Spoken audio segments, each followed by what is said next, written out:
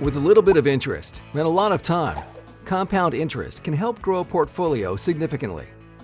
Compound interest is reinvesting earned interest back into the principal of an investment. As you reinvest interest on top of interest, your investments can grow exponentially over time. Exponential growth is the result of letting interest compound over time. This idea can be a little abstract, so let's look at a hypothetical scenario to better understand the potential power of compound interest.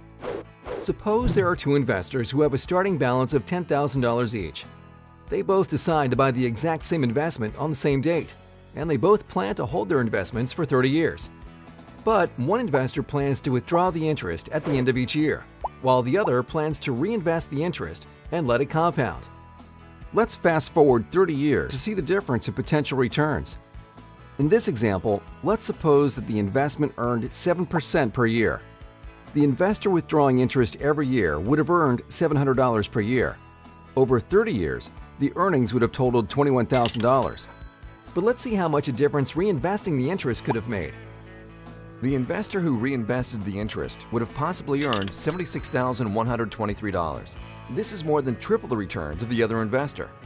This example illustrates the power of compound interest.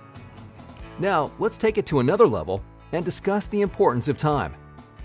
Compounding over a long period of time can potentially lead to significant growth of an investment. Let's look at another hypothetical example to understand how important time is to compounding. Suppose two investors have portfolios worth $100,000 each. The portfolios hold identical investments. Each year, both investors save and invest an additional $10,000. And let's assume that with compounding, their portfolios grow 7% per year. One investor needs the money to retire in 15 years. The other will need the money to retire in 30 years. Let's see what a difference 15 years can make.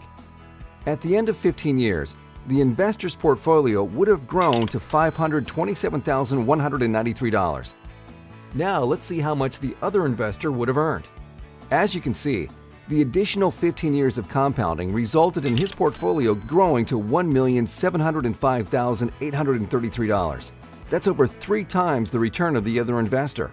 Now that you understand how time can impact growth, let's discuss 3 ways how you can harness the power of compounding. The first step, and perhaps one of the most important, is to start investing early. The earlier you start, the sooner you can start taking advantage of time. The next step is reinvesting earnings.